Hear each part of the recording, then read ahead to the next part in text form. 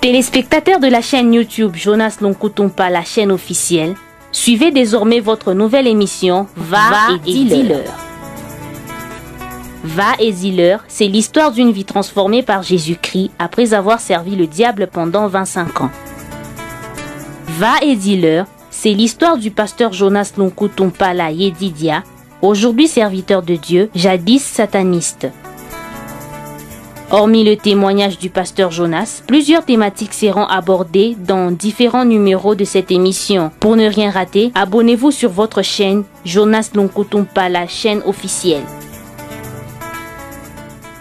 La vie est précieuse, la vie est unique. Le sage est celui qui choisit là où il y a la vie. Aimables téléspectateurs, aimables internautes, merci d'avoir choisi Va et dis-leur. Va et dis-leur, c'est cette belle émission qui vous parle de la part du Seigneur. Cette émission dans laquelle nous recevons le pasteur Jonas Lonkutumpa Yedidia. Alors ça fait vraiment belle lurette, ça fait vraiment un bout de temps depuis qu'on a commencé à recevoir l'homme de Dieu, le pasteur Jonas Lonkutumpa, qui au-delà de son témoignage a un message important de la part du Seigneur à véhiculer. Et il est en train de le faire dans cette émission Va et dis-leur, une émission que vous avez l'habitude de suivre sur votre chaîne YouTube Jonas Lonkutumpa, chaîne officielle. Alors en passant, je vous dis, si vous ne vous êtes pas encore abonné, veuillez vous abonner sur cette chaîne Jonas Lonkutumpa. En tout cas, pour ne rien rater de cette belle émission Va et dis-leur. Aimables téléspectateurs, nous sommes encore dans la joie de recevoir l'homme de Dieu, le pasteur Yedidia Lonkutumpa Jonas, qui est avec nous sur ce plateau. En tout cas, veuillez déjà dire à ceux-là qui sont à vos côtés que cette belle émission vient de commencer, Va et dis-leur. Et le pasteur Jonas est avec nous sur ce plateau. Pasteur, bonjour. Bonjour frère Teddy. Et c'est toujours un plaisir de vous recevoir sur ces plateaux. Merci, c'est vraiment le plaisir est partagé. Donc c'est pour moi une grande joie de répondre à cette invitation afin de parler de la part du Seigneur. Alors, vous êtes tellement nombreux, vous, que nous suivez sur Facebook également, et ceux-là bien sûr qui vont suivre cette belle émission sur WhatsApp ainsi que sur YouTube. Nous disons que l'Éternel Dieu vous bénisse, et n'hésitez pas de partager et n'hésitez pas de vous abonner sur la chaîne YouTube Jonas Lonkutumpa, chaîne officielle. Alors la fois dernière, vous étiez en train de poursuivre sur le sujet ou le sous-thème sur la magie indienne. Oui, on parlait sur la magie indienne. Oui. Et j'étais en train de parler de mon déplacement, un déplacement que j'avais effectué dans le monde de ténèbres et précisément dans le monde spirituel sous-marin, parce qu'il était question de contracter un mariage avec une dame de ténèbres. Et j'étais en train de parler sur aussi le mystère du sang passant par l'âme. Donc voilà, c'était ça. Donc on avait juste introduit, mais on n'avait pas encore donné des détails liés à cela. Voilà. Alors comme d'habitude, étant donné que ça c'est une émission purement chrétienne, oui, une émission qui témoigne la grandeur du Dieu créateur, le but de cette émission c'est purement l'évangélisation et les saluts des âmes et l'édification de l'église corps du Christ. Oui. Alors avant toute chose, nous allons recommander cette émission dans le main du Seigneur. Oui, éternel notre Dieu, au nom puissant et glorieux de Jésus-Christ, nous te disons merci, toi qui es notre Seigneur. Toi qui, par ta grâce, Seigneur, depuis le matin, tu as renouvelé en nous le souffle de vie. Tu l'as fait pour que nous soyons, Seigneur, à ton service. Il est dit dans les Saintes Écritures, venez, vous qui craignez Dieu, et je raconterai ce qu'il a fait à mon âme. C'est vrai, Seigneur, tu as fait des choses qui dépassent mon entendement. Et j'aimerais au jour d'aujourd'hui partager avec ton peuple ce que tu as fait dans ma vie. Voilà pourquoi, sachant très bien que notre ennemi commun, le diable, n'aime jamais à ce que ses œuvres soient dévoilées. Et d'une manière ou d'une autre, il cherchera à nous combattre, à perturber le déroulement de cette émission. Cependant, Seigneur, toi qui es notre Dieu, et en vertu du pouvoir et de l'autorité que j'ai reçu de toi, je détruis tout programme du monde de ténèbres. Je neutralise le plan de Satan. Et j'implore, Seigneur, ta présence et que ton sang précieux nous couvre, nous rende invisibles, afin que le flèche enflammé de l'ennemi contre nos vies soit sans effet au nom de Jésus. Laisse que ce témoignage soit donné sous la mouvance du Saint-Esprit afin de toucher, de convaincre et de ramener sur le droit chemin tes enfants. Que la gloire te revienne car tu es Dieu au nom de Jésus-Christ. Amen. Amen. Que la gloire soit rendue à notre Dieu. Alors, pasteur, vous avez la parole. Oui. Avant d'aller plus loin, j'aimerais qu'on lise la parole de Dieu. Oui. Et par rapport au jour d'aujourd'hui, j'aimerais qu'on lise dans 2 livres. Le premier livre, c'est Luc, chapitre 8, le verset 38 jusqu'au verset 39. Le deuxième livre, c'est le psaume 142 et le verset 8. Luc, chapitre 8, 38 à 39, nous lisons au nom de Jésus-Christ. L'homme de qui étaient sortis les démons lui demandait instamment de pouvoir rester avec lui. Mais Jésus le renvoya en disant, « Retourne dans ta maison et raconte tout ce que Dieu t'a fait. » Il s'en alla et publia par toute la ville tout ce que Jésus avait fait pour lui. Nous prenons le psaume. Le psaume 142. Le psaume 142 et le verset 8. La Bible dit ceci. Le psaume 142, le verset 8. Fais sortir mon âme de la prison, afin que je célèbre ton nom. Les justes viendront m'entourer quand tu m'auras fait du bien. Amen. Amen. Oui, aujourd'hui, nous allons parler sur la magie indienne et nous allons aussi parler sur le sang en rapport avec l'âme. J'avais promis la fois passée de parler sur ça, mais le temps nous avait fait défaut. Alors pourquoi nous n'avions pas pu terminer le sujet qu'on avait commencé. Mais cependant, avant d'aller plus loin avec le témoignage, j'aimerais vraiment que l'on fasse d'abord une petite analyse pour mettre fin à ce que j'appelle une ruse du diable, une machination diabolique. Je veux dire ceci. En lisant Luc 8, le Seigneur avait opéré une délivrance dans la vie d'une personne qui était démonisée. Une personne en qui les démons avaient trouvé un logement. Et lorsque le Seigneur avait fait cette délivrance, la personne insistait pour que le Seigneur reste avec elle. Mais le Seigneur l'avait renvoyé en lui disant d'aller dans sa maison, dans sa famille, d'aller partout dans la ville et de parler aux hommes ce que Dieu avait fait de cette personne. Donc de parler aux hommes, donc en fait c'était de témoigner. Parce que lorsque le Seigneur entre dans nos vies, nous le recevons comme Seigneur et Sauveur, ce qu'il y a c'est que nous devenons des enfants de Dieu et nous devons prendre parti, nous devons prendre position par rapport à lui. Donc nous devons être reconnaissants et être prêts à parler au monde de ce que le Seigneur a fait dans nos vies. Ce que le Seigneur a fait dans ma vie, ce n'est pas ce qu'il a fait dans la vie de X. X peut parler de ce que le Seigneur a fait, X peut parler de son parcours, mais cependant, chacun a sa vie. Donc, moi je pense, à mon humble avis, c'est que nous devons arrêter certaines choses qui ne glorifient pas Dieu. Il y a quelqu'un qui m'avait fait une promesse directe en disant qu'il allait me faire une guerre médiatique. C'est ridicule. Et avec beaucoup de regrets, j'aimerais le dire aussi par rapport aux attitudes de certains serviteurs congolais. Les réseaux sociaux, les réseaux sociaux, que ce soit WhatsApp, Facebook, Instagram ou je ne sais pas quoi, nous, en tant que chrétiens, nous devons savoir comment utiliser ces choses-là.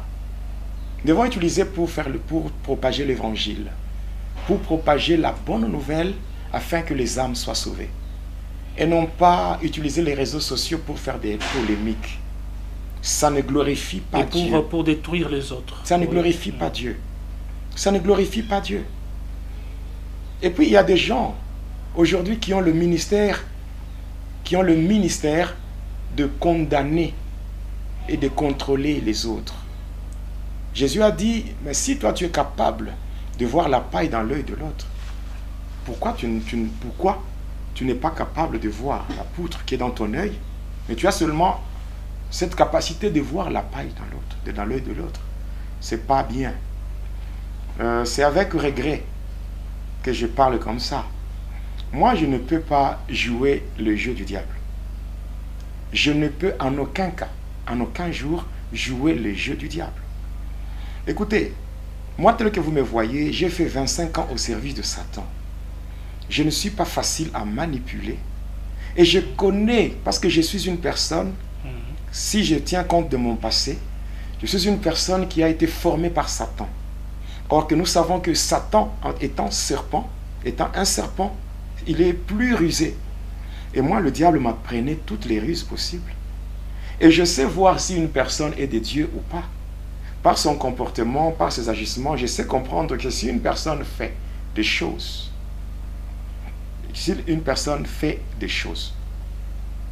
on sait seulement voir au travers de ses actes, on peut l'identifier et dire que cette personne est de Dieu ou pas. Vous savez, moi quand j'étais sataniste, j'étais un agent de Satan. Ceux qui avaient donné leur vie au Seigneur avant moi, à partir du monde de ténèbres, moi, je suis de ceux qui étaient envoyés par Satan pour détruire les vies de ceux qui avaient donné qui s'étaient engagés, qui avaient ouvert leurs portes, qui avaient ouvert les portes de leur cœur pour que Jésus fasse son entrée. Je peux donner l'exemple. L'année, je peux dire l'année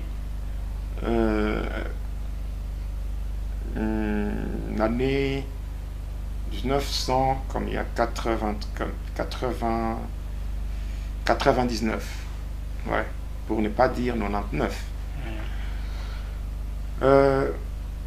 Il y avait un frère qui était, parce que moi quand j'étais dans le monde de ténèbres, par rapport au mystère de l'air, c'est-à-dire le gouvernement de Satan, j'étais le représentant du 3e degré dans le mystère de l'air. C'est-à-dire, dans le mystère de l'air, il y a 7 degrés. Le degré le plus élevé, c'est le premier. Donc, c'est quand on fait, on doit compter, on le fait dans l'ordre décroissant. C'est-à-dire, on commence par le premier degré, le 2e, le 3e, jusqu'au 7e degré. Moi, j'occupais le 3e degré dans le mystère de l'air par rapport au gouvernement de Satan. Je ne suis pas fier de mon passé, mais je suis fier de ce que je suis devenu aujourd'hui, étant un enfant de Dieu. Je ne suis pas fier de mon passé, mais je suis fier d'être un enfant de Dieu. Mais je n'ai pas honte de mon passé. Je ne suis pas fier et je n'ai pas honte. Parce que je vois mon passé comme la boue. Oui, et si c'était à refaire, je n'allais pas faire ce que j'avais vécu. Alors, il y avait un frère qui était juste après moi. C'était le frère Léon Kassongo. Il était le représentant du 4e degré dans le mystère de l'air. Et c'est lui qui travaillait qui était le mari de Janine. Janine Némi. C'est-à-dire la dame de ténèbres qui représente Babylone la Grande sur la terre. C'est-à-dire Babylone la Grande, je parlerai de ça dans la suite du témoignage. Ce frère-là, le frère Léon Kassongo, il y a des gens qui peuvent le témoigner. Alikassi, Il donnait son témoignage dans l'église méthodiste, derrière la commune de Kikula. Moi, j'étais envoyé par Lucifer pour aller détruire ce frère-là. J'étais entré dans cette église, je lui avais lancé de flèches et je m'étais infiltré dans l'église. Je m'étais infiltré dans l'église. Et moi, là où j'étais assis, pendant qu'il témoignait, je voulais faire de mon mieux pour qu'il tombe du haut de la chair et que les gens disent, voilà, ces démons, il n'est pas encore délivré. Et voilà, ce sont ces démons qui l'ont frappé. C'est comme ça que moi, j'avais lancé des flèches.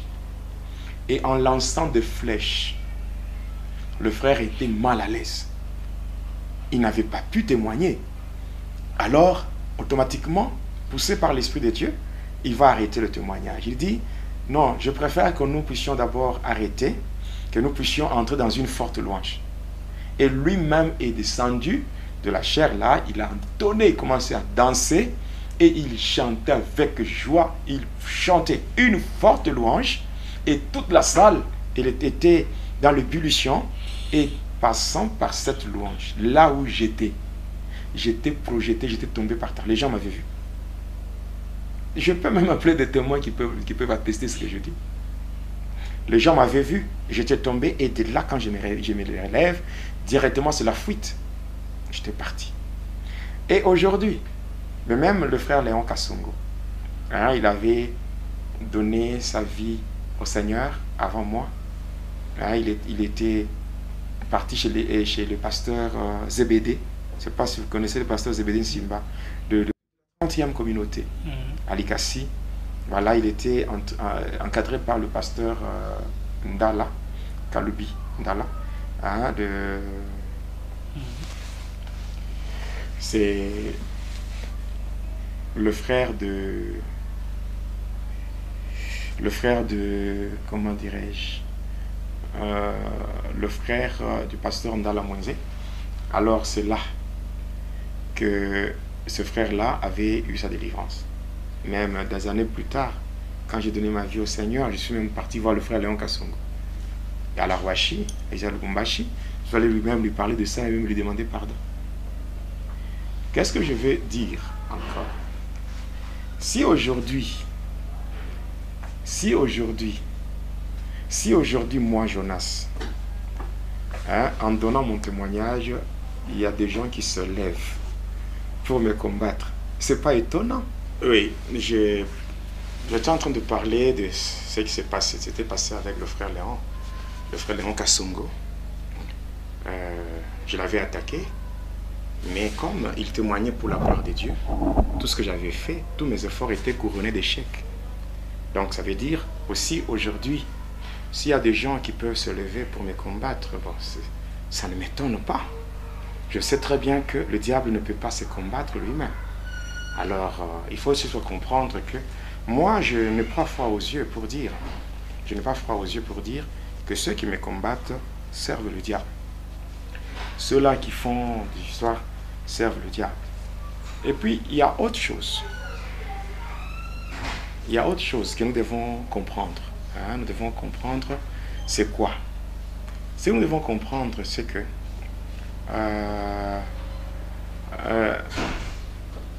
le Seigneur Jésus-Christ, il est tellement multisystème, multidimensionnel par rapport à son onction. Donc quand il veut délivrer, il le fait comme il veut et quand il veut. Alors, il n'y a pas de gens qui détiennent un christomètre pour jauger la spiritualité d'une personne. Non. Je suis en train de témoigner de la part du Seigneur. Et ce que je fais, je le fais sans être poussé par qui que ce soit. Je ne le fais pas par contrainte. Non, je le fais parce que c'est moi-même qui veux marquer ma gratitude par rapport à ce que le Seigneur a fait dans ma vie. C'est tout. Et puis, il n'y a pas de gens aujourd'hui. Si aujourd'hui, à travers le monde, il y a beaucoup de gens qui sont édifiés, qui sont bénis par le témoignage du pasteur Jonas, ce n'est pas parce qu'une personne peut se lever un matin et commencer à dire du n'importe quoi que cela peut... Donc tous ces gens-là qui me suivent, eux n'ont pas le Saint-Esprit. Ou bien c'est seulement celui qui parle ou qui fait des polémiques. Lui, il devient qui? C'est le Saint-Esprit, j'ignore comment. Donc, je pense qu'il y a des choses qu'on doit arrêter. Et les téléspectateurs et les internautes, ceux qui ont l'habitude de suivre vos témoignages, ont le Saint-Esprit, et le Saint-Esprit les convainc aussi sur ce que vous êtes en train de dire. Voilà. Aujourd'hui, en fait, le jeu du diable, c'est quoi? Ouais. C'est que je réponde à ce genre d'histoire, de polémique, que je réponde, que je sois dans cette optique-là. Pour répondre toujours aux polémiques, faire de polémiques. Oui, mais au lieu de ça, ça me fait rire. Ça me fait rire. Et je dis encore, c'est ridicule. Ridicule. Je termine, avant d'aller dans la matière, je termine pour dire ceci. Vous avez l'homme. L'homme est ce qu'il est. C'est-à-dire, l'homme peut s'approcher de vous. Il peut utiliser certaines techniques d'approche pour se familiariser avec vous. Et puis vous exploiter pour ses intérêts. Et à un moment donné, quand il se rend compte qu'il n'a plus rien à tirer de vous. Et là, il commence à tout faire. Il commence à prendre certaines faiblesses humaines pour le mettre en exergue avec l'intention de vous vilipender, ternir votre image. C'est ça la nature de l'homme. L'homme, c'est comme ça. Bon, c'est pas étonnant. J'aimerais même en passant poser une question aux internautes, aux téléspectateurs. Je pose une question. Quand Jésus venait au baptême de Jean-Baptiste, il avait dit à Jean-Baptiste, présente-moi devant les gens. Non. Non, c'est Jean-Baptiste lui-même voyant Jésus venir. Il va dire, voici l'agneau. Voici l'agneau de Dieu qui ôte le péché du monde. C'est Jean-Baptiste qui l'a fait. Ce n'était pas à la demande de Jésus. Mais c'est Jean-Baptiste qui l'a fait parce qu'il était convaincu. Par après, quand Jean-Baptiste va connaître des problèmes parce qu'il avait prodigué des conseils à Hérode de ne pas prendre la femme de son frère, et pour cela, on va le jeter en prison, n'est-ce pas? Jean-Baptiste, lui qui avait présenté Jésus, il a fini par dire aux gens, allez lui demander, est-ce que c'est bien lui? Voilà un peu ça. Lui-même qui présente Jésus. Et lui-même encore qui change, pour dire, allez lui demander, allez lui poser la question. Mais quelle était la réponse de Jésus? Allez lui dire que les paralytiques marchent, les aveugles voient, n'est-ce pas? Les gens sont sauvés. C'était ça la réponse. Une réponse très sage, pour ne pas entrer dans des polémiques. Je n'ai jamais mis mon témoignage en ligne. Ah, j'aimerais vous le dire, que vous le sachiez. Je n'ai jamais mis mon témoignage en ligne. D'ailleurs, même ceux-là qui avaient mis mon témoignage par rapport à la version audio sur Internet, je ne les connais même pas. Et ils n'avaient même pas demandé ma permission pour le faire. Moi, j'avais donné mon témoignage dans l'église Nouvelle Cité de David, à Lubumbashi, chez le pasteur Zachary Kabengele. Ce témoignage a été filmé, enregistré et tout. Voilà. Et ce témoignage a été vendu. Voilà. L'enregistrement du témoignage a été vendu, la version audio. Et par après, ceux qui étaient tombés sur ce témoignage-là, voyant que ce témoignage était intéressant, voilà pourquoi eux-mêmes se sont donné la peine de le mettre sur Internet. Il y a Casarema, Pain du Soir, il y a le pasteur Crispin Goy de l'Allemagne, Pain du Soir, qui avait mis ça, je le salue en passant, qui m'avait même appelé pour que j'aille en Allemagne, question de donner ce témoignage dans son église. Il m'avait envoyé tous les visas, tout pour que je fasse mon témoignage en Allemagne. Il y a beaucoup. Il y a même Blaise Manzambi de Casarema qui m'avait appelé quand j'étais en Afrique du Sud, à Cape Town, pour qu'on fasse le travail dans ce sens-là. Il y a beaucoup de sites, de chaînes, tout ça. C'est eux qui m'avaient contacté, qui avaient mis mon témoignage sur Internet. Il y a même la mission chrétienne pour le réveil. Hein? Oui. Il y a des gens qui ont mis mon témoignage sur Internet. Il y a des gens qui ont même fait des livres, sans que je sache. Ouais. Allez seulement sur www.mcr.org.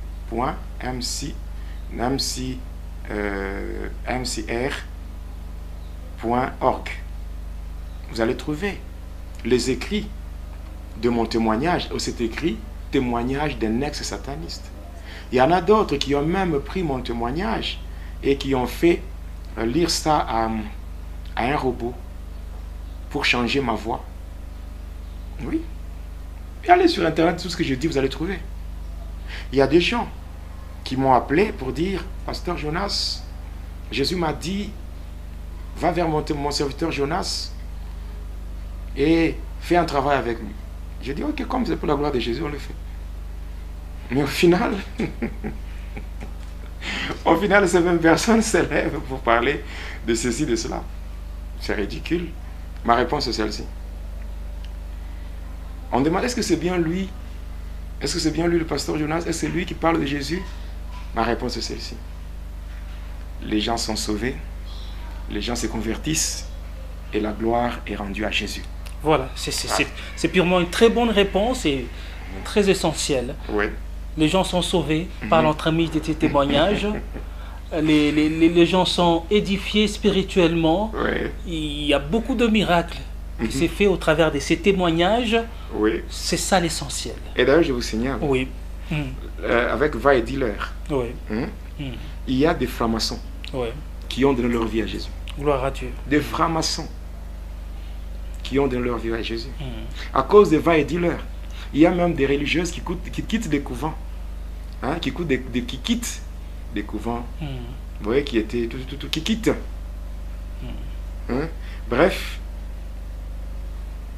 moi, je préfère qu'on dise tout ce qu'on veut sur moi. Vous êtes en train de faire l'essentiel. Le disciple n'est pas plus grand que son maître. Si lui qui était un arbre vert, on lui a fait tout ce que nous connaissons, et nous qui sommes des arbres secs, qu'est-ce qu'on doit subir? Donc on doit comprendre cela. Quand on vient au Seigneur, on ne vient pas pour ce que les gens présentent. On ne vient pas au Seigneur pour des bénédictions, de ceci, de cela. Non, on vient au Seigneur premièrement parce qu'on a besoin de la vie éternelle. On a besoin d'être sauvé. Le reste, le Seigneur nous donne par-dessus tout. Donc je comprends. Aujourd'hui, moi, je suis prêt à m'élever ici, donc devant les auditeurs et les internautes, les téléspectateurs, pour dire qu'on appelle même un seul pasteur qui vient ici et qui dise que non, le pasteur Jonas a témoigné dans mon église et il m'a demandé l'argent. Qu'on amène même un seul pasteur à qui moi j'avais demandé de l'argent. Combien de pasteurs m'ont exploité? Hein, frère, t'es dit, il faut qu'on se dise, qu'on ne se voile pas la face. Combien de pasteurs m'ont exploité? Combien de pasteurs? Combien de pasteurs qui avaient des églises qui étaient déjà en train de disparaître, mais qui ont eu à faire recours au pasteur Jonas, et on a vu, même sur le plan numérique, comment ces églises, ces églises ont été restaurées. On a vu. Alors pourquoi faire toutes ces choses? Alors, moi, je ne suis pas un youtubeur. J'insiste. Je ne suis pas un youtubeur. Donc, je ne suis pas là pour faire le buzz avec mon témoignage, non. C'est pas ça le but. Non, je ne suis pas là pour gagner les abonnés ou avoir des vues. Non, je ne suis pas là pour ça. Je ne suis pas là pour ça. Il y a des gens qui aujourd'hui, qui ont vu leur chaîne alimentée par mon témoignage, des gens qui ont eu beaucoup d'abonnés dans leur chaîne, des gens, oui, qui ont eu beaucoup de vues sur leurs vidéos à cause du témoignage du pasteur Jonas. C'est pas possible. C'est pas possible. Écoutez, il y a certaines choses qui ne sont pas vraiment correctes dans le sens que moi, j'ai mes deux pieds sur la terre. J'ai mes deux pieds sur la terre et j'ai toutes mes facultés avec moi. Qu'est-ce que je gagne? Posez-vous un peu la question. Qui est né chrétien? Qui est né chrétien? On n'est pas chrétien, on le devient. On le devient. Mais qui est né chrétien? Si moi j'ai quand même le courage de passer. Vous voyez, par exemple, il y a des choses que c'est dur à expliquer. C'est trop dur par rapport à moi. Quand je passe, je commence à dire, j'ai tué. On était là, on a déchiré un bébé. Je gagne quoi? Je gagne quoi? Est-ce que quand je témoigne, je manque à faire? Non, quand même, il faut quand même qu'on soit quand même, quand même raisonnable. Donc, je vais gagner quoi? Quand je passe? Ou bien, c'est une gloire pour moi de venir, hein, moi, tel que je suis. Je ne manque pas à faire. Je suis pasteur. J'ai une église avec des paroisses. Oui, des extensions. J'ai une église que je dirige avec des extensions. Oui, je suis là, je parle de la part du Seigneur. Je ne manque pas à faire. Je suis un homme. Je ne suis pas vraiment quelqu'un qui est sorti de nulle part là pour venir. Non, non, non, quand même. Non, sans prétention aucune, tel que je suis, je ne suis pas quelqu'un qui manque à faire. Je suis là, je sers le Seigneur, oui. J'ai même 3 diplômes d'université et je peux gagner ma vie passant par mes études faites. Mais si je ne fais pas tout ça, je pense que je vais obéir à l'ordre de celui qui m'a sauvé. Donc je suis là pour ça, je suis là pour parler de la part du Seigneur. Et ça me suffit.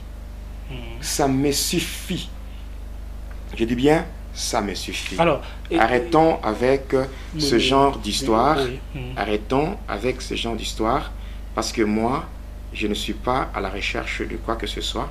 D'ailleurs, pour terminer totalement avec cette rubrique que nous allons devoir fermer définitivement. Parce que je ne reviendrai jamais sur de telles histoires. Parce que je ne peux pas vous laisser le diable dans son coin là en train d'acclamer comme si je suis son agent. D'ailleurs, le diable lui-même, il sait très bien, pendant que je réagis comme ça, il sait très bien que ces efforts même des gens qu'il manipule pour faire du n'importe quoi, il sait très bien que toutes ces choses-là, c'est nul. Je dis bien, c'est nul, nul. Pourquoi? D'ailleurs, la chaîne ici, je veux dire la vérité, la chaîne ici, Jonas Lunkutumpa, la chaîne officielle, ce n'est pas ma chaîne. Je le dis maintenant, que les gens le sachent, ce n'est pas ma chaîne. C'est votre chaîne. C'est la chaîne des internautes, non? C'est la chaîne des téléspectateurs. Les gens eux-mêmes qui ont vu comment le pasteur Jonas était exploité par d'autres personnes. Oui. Les gens qui ont vu que le pasteur Jonas, dans les différents endroits où il a été invité, il n'a pas eu à donner son témoignage d'une manière intégrale. Alors les gens se sont dit, pasteur, ils m'ont même demandé, pasteur, est-ce que tu ne peux pas toi-même faire ton témoignage? Comme ça, nous faisons tout ce qui est nécessaire pour que tu nous donnes ton témoignage au grand complet, c'est-à-dire du début jusqu'à la fin. J'ai dit, ok, ça n'a pas de problème. Ils se sont arrangés, il y a des administrateurs, il y a des coordonnateurs, il y a de ceux-ci, il y a des partenaires et tout, qui se sont... Donc, quand nous disons pasteur Jonas, donc Jonas Lunkutumpa, la chaîne officielle, c'est toute une équipe. Une très grande équipe. C'est toute une équipe. Vous êtes là. Frère Boni, frère Teddy, votre apport dans cette histoire, hein, dans cette œuvre, c'est tellement merveilleux. Vous êtes en train de contribuer à l'avancement de l'œuvre de Dieu. Il y a beaucoup de gens, ma secrétaire qui est à Paris, hein, Maman Daniel, qui est à Paris. Il y a beaucoup de gens, mes collaborateurs, mes partenaires, qui sont éparpillés à travers le monde, aux États-Unis, en France, au Canada, donc en Afrique, n'en parlons même pas. Il y a des collaborateurs qui sont au Japon, qui sont, je ne sais pas, au Japon, qui sont en Australie, en Irlande, aux Pays-Bas et tout. Donc, je ne sais même pas compter le nombre de partenaires, le nombre de collaborateurs que j'ai dans cette chaîne. Une chaîne qui a commencé avec les internautes. Et quand je commence à parler, mais je n'ai pas une source dans laquelle je suis en train de puiser. Ma source, c'est ma propre vie. Et je prêche Christ tout en me servant de mon témoignage pour attester la véracité de la parole de Dieu. C'est tout. Quand je témoigne comme ça, il y a des gens, pour amuser la galerie, ou je ne sais pas, pour chercher à flatter les gens. Pour chercher à flatter les gens qui viennent sous la toile, et au lieu de se limiter dans ce qu'ils ont expérimenté, dans ce qu'ils ont fait. Vous savez quoi? On ne peut pas sortir de griffes de Satan et venir vers les gens pour encore leur dire des choses qu'ils ont besoin d'entendre. Non. Même si quelqu'un m'invite dans sa chaîne, peut me poser des questions, je vais lui répondre par rapport à ce que je connais, ce que je fais, mais je ne vais pas répondre pour lui faire plaisir, à ce moment-là, c'est une manipulation. Ce n'est plus une manipulation. Quand vous me posez des questions, je réponds conformément à ce que je connais, conformément à mon passé. Mais si vous me dites des choses que je ne connais pas, je ne peux pas inventer. Je ne peux pas inventer pour me mettre à mentir à mentir sur la toile, mentir pour mettre mon âme en danger. Non, quand même. Même quand je suis en train de témoigner, je sais que le Seigneur m'a sauvé. Le Seigneur m'a sauvé et je dois aussi travailler avec tremblement à mon salut. Oui, je dois aussi me protéger. Donc je fais ce qui est bien par la grâce de Dieu et je le fais pour plaire à celui qui m'a enrôlé. C'est tout. Donc arrêtez des histoires là, à raconter des histoires à dormir debout. Vous n'avez pas le christomètre pour jauger la spiritualité d'une personne. Et puis sur la toile, ce n'est pas seulement le pasteur Jonas qui a témoigné. Non, quand même. Arrêtez, c'est la bassesse, ça. Alors, c'était très important, aimables téléspectateurs, aimables internautes, de faire cette mise au point, parce que vous savez que nous sommes là pour servir Dieu, et nous sommes là pour la gloire de Dieu. Et si nous servons Dieu, nous devons le faire. On ne doit pas être à la fois les serviteurs de Dieu et être utilisés par le diable pour détruire les autres serviteurs. Ce n'est pas vraiment une très bonne chose, parce que le but pour nous tous en tant qu'enfants de Dieu, c'est que l'évangile soit répandu partout et que les âmes soient sauvées. On n'est pas là pour nous combattre nous-mêmes. C'est pas vraiment bien pour les enfants de Dieu. Alors c'était important cette mise au point, pasteur. C'était vraiment très important. Et je pense que là vous avez quand même, vous êtes défoulé. Vous vous sentez maintenant bien et on peut maintenant continuer. Oui, mon frère. Et je m'en vais dire aussi merci à tous ceux-là qui nous suivent à partir du Facebook. Merci pour vos encouragements. Vous êtes en train d'encourager l'homme de Dieu. En tout cas, pasteur, vous n'êtes pas seul. Il y a beaucoup de gens qui vous soutiennent et qui vous aiment. Devant Corée, Dathan, Abiram, Ouais. Moïse a dit, si réellement c'est Dieu qui m'a appelé, qu'il se lève entre moi et ces gens-là. Et je pense que moi, Jonas, ayant bénéficié de la grâce de Dieu, je ne mérite pas que le Seigneur fasse du mal, que le Seigneur punisse ou qu'il frappe ceux-là qui me font de la peine. Ma prière élevée de mon cœur, qu'est-ce que le Seigneur leur accorde le pardon. Leur accorde le pardon. Il n'y a personne qui connaît la souffrance par laquelle je suis passé. Je ne suis pas né... en fait, ça me fait très mal. Je n'ai jamais frappé à la porte de Satan pour devenir son agent. Écoutez, moi tel que je suis, j'ai souffert depuis ma naissance. Donc déjà à l'âge de 2 mois, j'étais enrôlé sans ma volonté. Et je me suis retrouvé entre les mains de Satan. Et pour avoir ma délivrance, ça m'a pris une année. Une année de souffrance jour pour jour. Je suis entré dans plus ou moins 23 églises. Et j'ai souffert. J'ai enduré des douleurs que peut-être certaines personnes n'ont jamais connues. Alors arrêtez de me torturer avec vos histoires inutiles. Parce que le diable ne trouvera jamais son compte dans ma vie. Et aussi que le pardon soit accordé à tous ceux-là qui me font de la peine. Comme Jésus disait, Père, pardonne-leur, car ils ne savent pas ce qu'ils font. Alors je dis à tous ceux-là qui font du n'importe quoi, que le pardon leur soit accordé. Que le Seigneur leur accorde le pardon, afin que leurs âmes ne puissent pas se perdre. Voilà. C'est aussi un message d'amour. En tant qu'enfant de Dieu, on est obligé de pardonner et d'aimer, même ceux-là qui nous font du mal. Et en fait, le mal que moi j'ai fait avant de rencontrer Jésus ne peut pas se comparer à ce qu'on me fait aujourd'hui. Voilà. Alors si le Seigneur m'a pardonné par rapport à tout ce que j'ai fait, alors pourquoi ne pas implorer le même Seigneur pour leur accorder aussi le pardon? Là, c'est très important. Ça n'a pas de valeur, tout ce qui s'est fait là. Moi, je dis,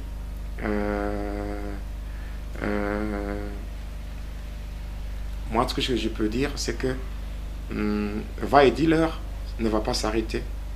Ne va pas s'arrêter à cause des rumeurs ou de polémiques inutiles. D'ailleurs, des choses qui ne sont pas fondées. Qui ne sont pas fondées. Moi, je sais très bien que par mon témoignage, Je suis en train d'édifier plusieurs personnes. J'amène beaucoup de seigneurs, beaucoup d'enfants de Dieu sur le droit chemin. Et je fortifie aussi ceux-là qui étaient vraiment découragés. Et je bénis le Seigneur par rapport aux statistiques liées à mon témoignage. Si je vois déjà plus de 85 000 personnes qui sont venues au Seigneur, passant par moi, passant par ce que je fais. Parce que je témoigne, c'est la semence que je dépose et le Seigneur, par le Saint-Esprit, il arrose cette semence et ça produit des fruits. Et ces fruits qui sont palpables. Aujourd'hui, quand je vois du côté de Haïti, du côté de la Martinique, si vous savez le nombre de gens qui sont sauvés, c'est un nombre qu'on ne saura pas calculer. Alors tout ça, le Seigneur est dans la joie. Voilà. Et il y a une grande joie au ciel. Lorsque une personne, un pécheur, s'est converti et revient au Seigneur. Donc avec ça, l'objectif est atteint. Donc je pense que, à mon humble avis, je pense qu'on doit arrêter de telles histoires. Les gens n'iront pas en enfer parce qu'ils ont écouté le témoignage du pasteur Jonas. Non. Mais en fait, je pense que celui qui a l'Esprit de Dieu, en suivant le témoignage du pasteur Jonas, il comprendra que je ne poursuis rien. Et d'ailleurs, le Seigneur a dit, celui qui veut le suivre, qu'il se charge de sa croix et qu'il le suive. Merci pour ceux-là qui m'aident à porter ma croix. Oui, je suis prêt à porter ma croix et aller avec ça jusqu'au bout. Voilà. Et cette émission, nous sommes toujours derrière. Hein. Vous êtes toujours derrière la mission ou la recommandation. Va et dis-leur. Alors, cette mission, c'est une mission qui n'est pas du tout facile. C'est une mission difficile, mais vous êtes contraints d'aller et le dire. Ça me fait rire de voir aujourd'hui certains serviteurs, certaines personnes qui se disent serviteurs de Dieu, mais qui se laissent manipuler par Satan. Voilà. Parce que combattre un homme comme Jonas, c'est servir le diable. Ouais. Servir le diable, donc c'est très simple, c'est très simple. Donc, vous voyez, au lieu que ça puisse m'énerver, mais ça me fait rire. Ouais. Ça me fait rire parce que le diable dans son petit coin là, il est en train de regretter en ce moment. Parce que en fait, moi, je ne vais pas jouer son jeu. Hein. Voilà, donc là, on peut dire de game is over. Et tel que vous l'avez dit, la récréation vient de prendre fin. C'est une page tournée. On a tourné la page et puis je ne reviendrai pas sur ces choses. Voilà. Inutile. Ce sont des choses qu'on laisse de côté. On fait l'œuvre de Dieu. C'est ça. Et il y a beaucoup de choses à dire d'ailleurs. Hein. Il y a beaucoup de choses que le pasteur doit dire dans cette émission. Voilà. Alors, donc on a parlé, on a terminé avec. On a tourné avec. On a terminé avec ce petit dossier. Un petit dossier là, inutile même. Alors on continue avec le témoignage pour édifier les enfants de Dieu. Je parlais du sang, l'âme. Comme en lisant le psaume, et là, le psaume 142, le verset 8, il est dit: tire mon âme de sa prison. Les justes viendront m'entourer lorsque tu m'auras fait du bien. Donc, qu'est-ce que je veux dire par là? Ce que je veux dire, c'est ceci.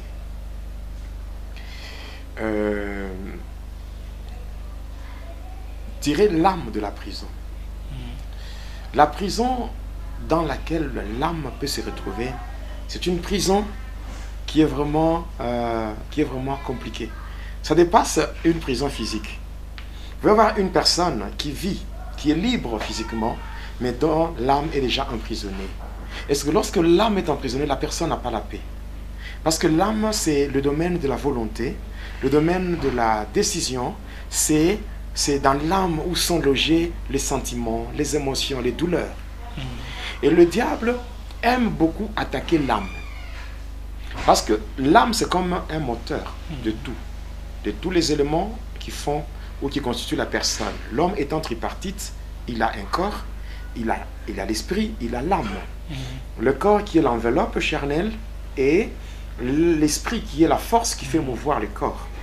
Et l'âme qui est le domaine de la volonté de la décision. Et ainsi, même le Seigneur, quand il est venu sur terre, le Seigneur a abandonné sa gloire, non pas pour sauver les esprits, mais il est venu pour sauver l'âme. Voilà. Et ainsi, le diable s'arrange par tous les moyens pour emprisonner l'âme.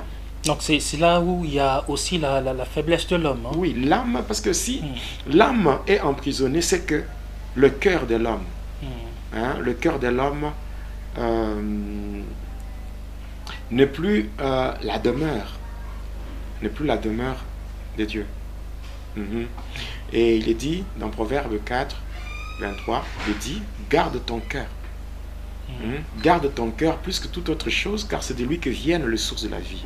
Alors, en fait, ici, vous avez parlé de l'âme, le cœur est dans... Oui, quand on parle du cœur, c'est toujours... c'est l'âme. C'est l'âme. C'est toujours l'âme. C'est toujours l'âme. Alors, maintenant, qu'est-ce qui se fait dans le monde de ténèbres? Dans le monde de ténèbres, lorsque on cherche à tuer une personne, lorsqu'on cherche à détruire une personne, qu'est-ce qu'on fait? On s'attaque à son âme. C'est-à-dire, on peut boire le sang d'une personne. Parce que l'âme de toute chair, c'est son sang. Et quand on boit le sang d'une personne,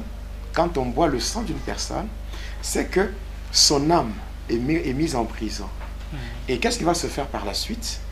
Ce qui va se faire par la suite, c'est que on va chercher une circonstance pour la mort de cette personne-là. Et de deux, après la circonstance, on va fixer un délai pour que cette mort se concrétise. C'est ce qui se fait dans le monde de ténèbres. Alors je vais y arriver, passant par ce que j'ai vécu. Lorsque j'étais parti pour épouser cette femme dans le monde de ténèbres, j'étais parti. Alors, quand j'étais parti, c'était la voie sous-marine que je devais utiliser. C'est comme ça que quand il y avait cette sirène qui m'avait ouvert la porte pour aller de l'autre côté, j'étais parti et étant au fond de l'eau, il y avait un caïman qui m'avait avalé. Et c'était ça, le moyen de transport que le diable avait trouvé utile pour me conduire dans son monde. Et quand j'étais parti, c'était dans le monde de Polion. J'étais arrivé au niveau de la barrière. Et là, après avoir présenté un jeton de couleur jaune qui m'avait été remis par Hélène lorsqu'on s'était vu avec lui à la rivière la nuit. Alors quand j'étais parti, j'ai été monté à bord d'un véhicule, une sorte de limousine. Et quand j'étais là dedans, il y avait un chauffeur qui n'avait pas de tête. C'était un démon sans tête qui m'avait conduit. Alors il m'avait conduit jusqu'à la demeure de Hélène. Et quand je partais, j'avais constaté certaines choses que j'avais énumérées dans l'émission de la fois passée. J'avais parlé de ce qui était là comme leur ciel. C'était de cristaux superposés. Et puis il y avait une sorte de luminaire, c'est-à-dire quelque chose qui avait une forme circulaire, donc qui était posé là, qui donnait une petite lueur. Et c'était ça. C'était comme leur soleil là-bas. Et ce que j'avais constaté, qu'il n'y avait pas de motos, il n'y avait pas de vélos. Il y avait seulement des véhicules à 4 roues. Il y avait des avions, des bateaux. Mais je n'avais pas non plus constaté une vie végétale. C'est comme ça qu'on était parti avec cet homme-là, ces démons sans tête, jusqu'à arriver chez Hélène. Après, quand on était descendu du véhicule, c'est comme ça que j'étais parti, j'étais entré dans la maison de Hélène. Mais à ma grande surprise, quand j'étais arrivé là, j'avais trouvé 4 femmes. 4 femmes identiques. Toutes les 4 femmes étaient, toutes les 4 femmes avaient la même physionomie, la même morphologie et le même visage. Même les habits, tout était identique. Donc elles étaient très mal habillées. Des habillements sexy, voire très sexy, des habillements provocateurs. Donc des habillements qui cherchent à focaliser le regard de l'homme sur le corps intime de la femme. Oui, parce qu'il y a certains accoutrements, il y a certains habillements. Parce que même aujourd'hui, si on dit, bon c'est aussi encore un sujet qui crée encore un débat, sur l'habillement, c'est-à-dire est-ce que la femme peut porter un pantalon et tout. C'est vraiment un sujet qui peut entraîner tout un débat. Mais cependant, la femme doit s'habiller d'une manière décente. La femme doit s'habiller d'une manière décente. Et il y a des femmes qui mettent des habillements d'origine sirénique. Donc des choses qui viennent de sirènes, des esprits des eaux et tout. Des habillements provocateurs, des habillements sexy, voire très sexy. Hein, des habillements qui poussent l'homme à focaliser son regard sur le corps intime de la femme, et ce n'est pas vraiment intéressant. Alors, ce que j'avais vu, donc tout ça. Alors, quand j'étais arrivé, c'est que toutes ces 4 femmes m'avaient reçu, et ces 4 femmes cherchaient chacune comment s'arranger pour me faire tomber. Donc, c'était vraiment difficile parce que ces femmes faisaient sur mon corps des attouchements bizarres, tout simplement question de provoquer l'envie de coucher avec elles. Et au final, comme elles avaient tout essayé et que c'était impossible. Impossible pourquoi? Impossible pourquoi? Parce que j'étais un jeune. Parce qu'avant d'y aller, celui qui était mon encadreur m'avait ordonné d'être un jeune pendant 9 jours sans boire, sans manger. Et je l'avais fait. Alors ici, pasteur, c'est une petite parenthèse. Quel est l'impact spirituel du jeûne? Le jeûne, en fait, le jeûne, c'est la crucifixion de la chair au profit de l'esprit. Donc on crucifie la chair au profit de l'esprit. Quand on jeûne, on monte des dimensions spirituelles. Oui. Quand on jeûne, il ne faut pas jeûner sans objectif. Parce que si vous jeûnez sans objectif, ce que vous faites, c'est une sorte de grève. Une grève de faim. On ne peut jeûner que lorsqu'on a un objectif. Et quand on est en jeûne, on monte des niveaux spirituels. Et cela est valable même pour les occultistes, pour les satanistes? Oui. Oui. Parce que moi, quand nous étions partis au pays de la déesse Maharashati, avec les autres personnes, nous étions au nombre de 6, c'était le jeûne de 5 jours. Et pour résister à ces femmes-là de ténèbres, il était aussi question, parce que ce sont des femmes qui sont dotées d'un pouvoir de séduction très élevé, et par rapport à cela, il était question à ce qu'on soit dans cette dimension pour arriver à leur résister. Et c'est comme ça que, avec ces jeûnes-là de 9 jours, j'avais résisté. J'avais vraiment résisté jusqu'à ce que 2 de ces femmes étaient parties. Donc je pouvais voir, excusez-moi le terme, je voyais tout. Donc en fait, les parties sensibles de leur corps, je voyais. Elles étaient dénudées? Oui, elles étaient à moitié nues. Et je voyais tout ça. C'est comme avec le système... En fait, l'objectif du diable, c'est appliquer le système VJA. Le système VJA. Ça veut dire? Le système VJA, c'est un système par lequel, lorsque le diable crée ce qu'on appelle le voyeurisme, donc il pousse les femmes, certaines sœurs, à s'habiller très mal pour focaliser le regard des hommes sur ça. Et en voyant leur corps et tout, ça active le système VJA, c'est-à-dire voir, juger, agir. Voilà, parce que à partir des yeux, quand on voit avec les yeux, il y a des nerfs.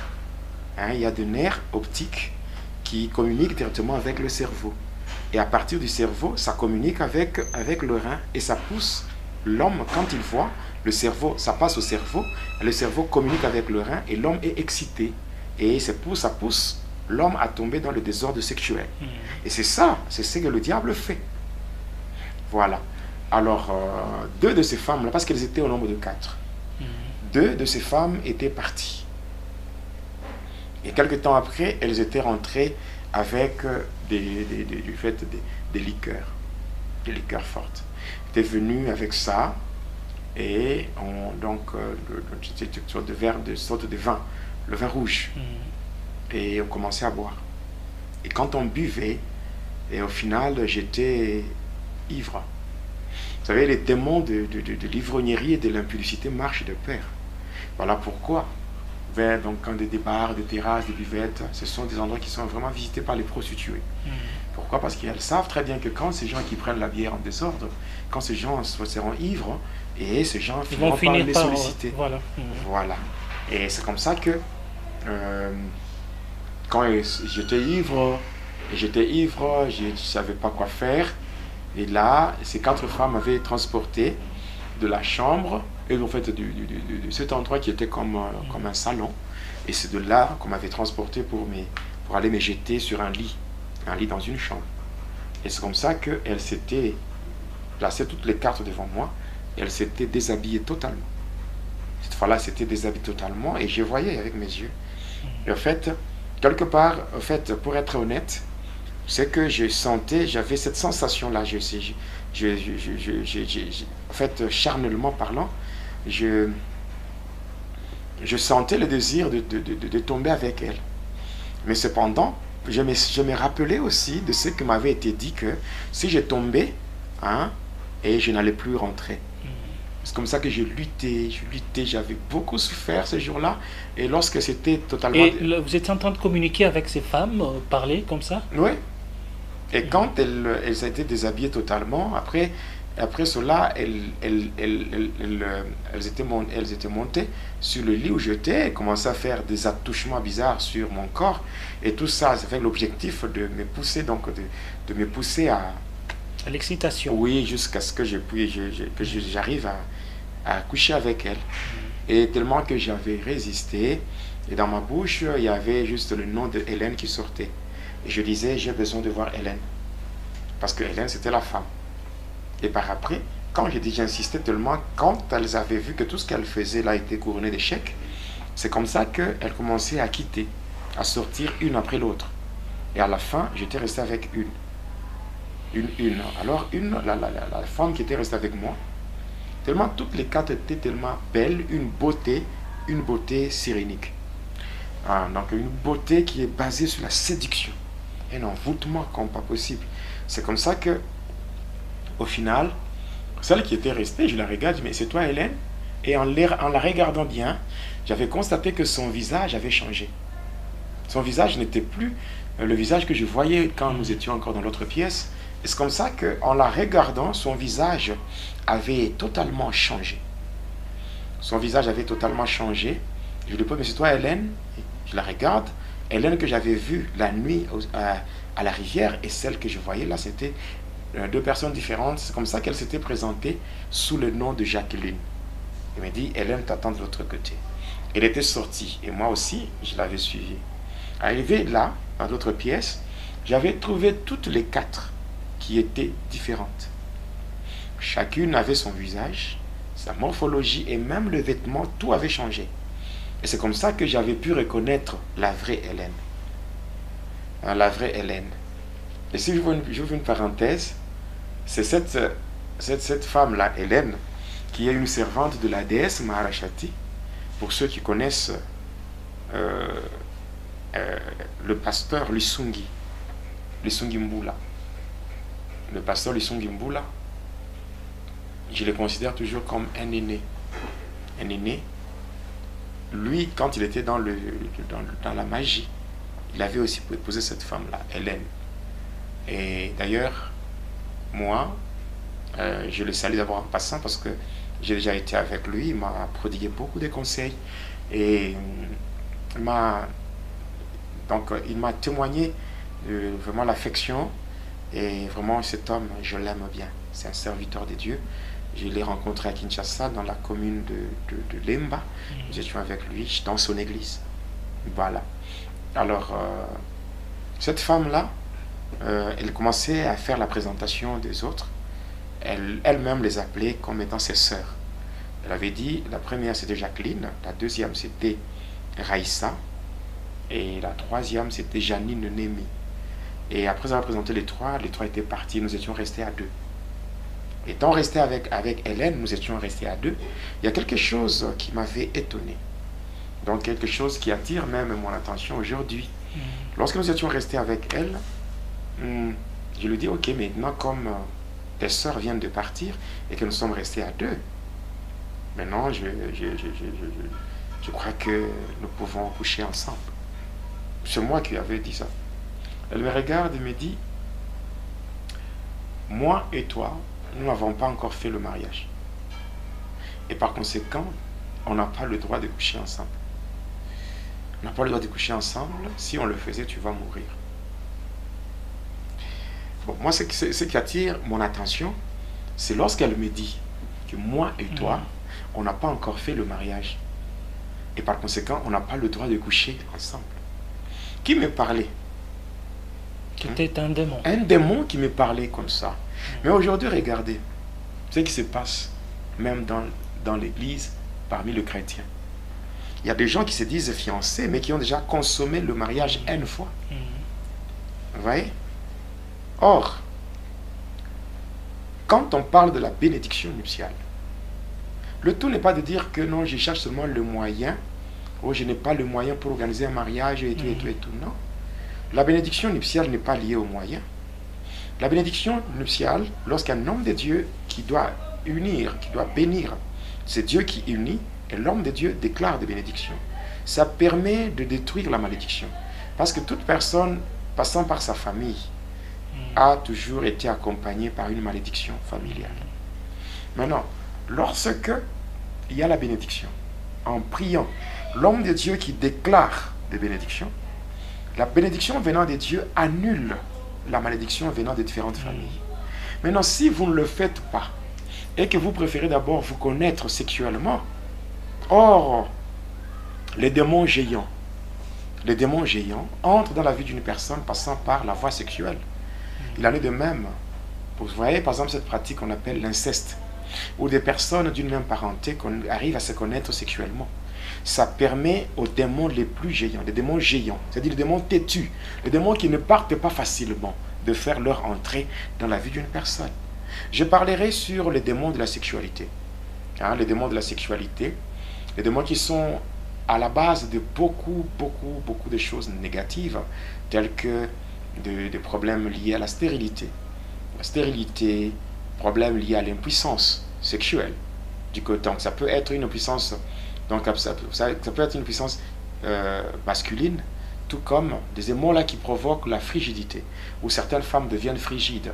Des démons qui sont à la base de beaucoup de problèmes gynécologiques, tels que les problèmes, la présence des myomes, des fibromes, de kystes ovariens, même des grossesses extra-utérines. Alors, toutes ces choses-là, même les infections urinaires, il y a des démons, les esprits des eaux et les démons de la sexualité.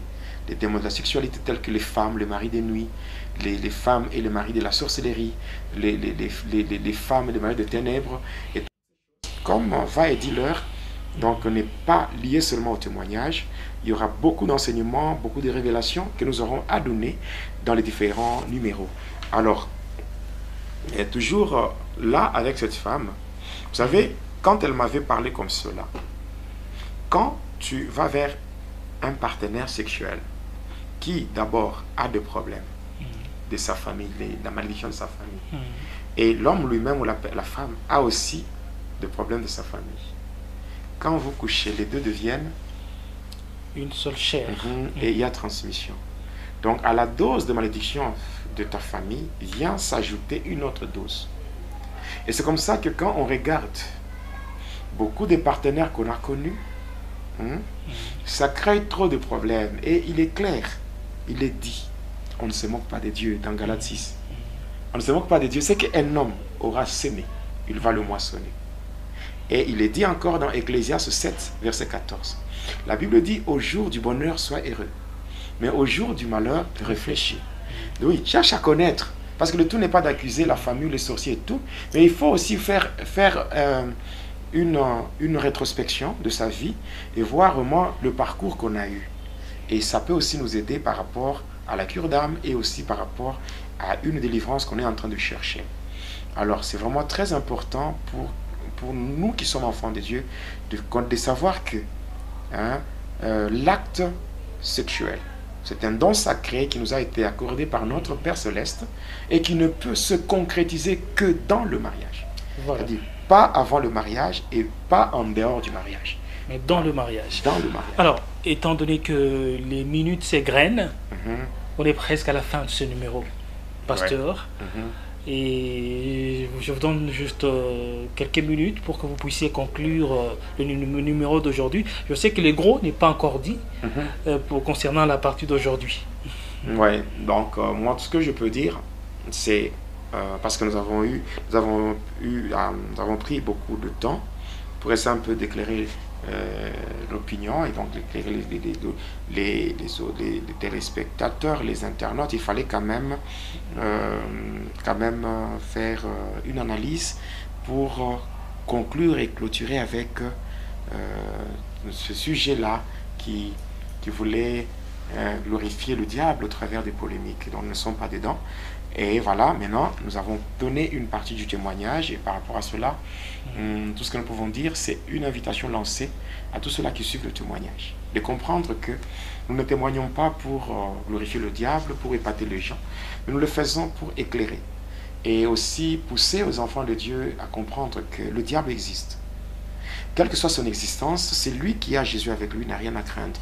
Il est dit dans Romains 8, le verset 31, « Mais si Dieu est pour nous, qui sera contre nous ?» Donc l'invitation est lancée pour que ceux qui n'ont pas encore reçu Jésus-Christ puissent le faire. Et ceux-là qui constatent que dans leur vie, il y a quand même un désordre. Et ils mènent une vie qui n'est pas conforme à la volonté du Seigneur, de bien vouloir changer et de revenir sur le droit chemin. Car le vrai chemin qui nous conduit vers le bonheur, c'est Jésus-Christ. Toutes les faveurs divines que nous cherchons ne peuvent passer par un seul chemin qui est Jésus. Voilà pourquoi lui-même, dans Jean 14, le verset 6, il a dit, « Je suis le chemin, la vérité et la vie. Nul ne peut venir au Père que par moi. » Donc nous n'avons pas d'autre chemin. Nous n'avons pas d'autre nom. Le chemin par lequel on peut avoir accès au bonheur, c'est Jésus-Christ. C'est Jésus-Christ. Et le seul nom par lequel on peut avoir le salut, le nom qui nous a été donné sous le soleil, c'est le nom de Jésus. Voilà pourquoi Jésus, maintenant, il est là, à la porte du cœur, en train de frapper. Si quelqu'un entend ma voix, entend sa voix, et qu'il ouvre, Jésus entrera. Et il changera la vie de la personne, et il prendra soin de la personne. Que le Seigneur vous bénisse. Que l'éternel Dieu vous bénisse, aimables téléspectateurs, aimables internautes. Vous étiez nombreux à nous suivre.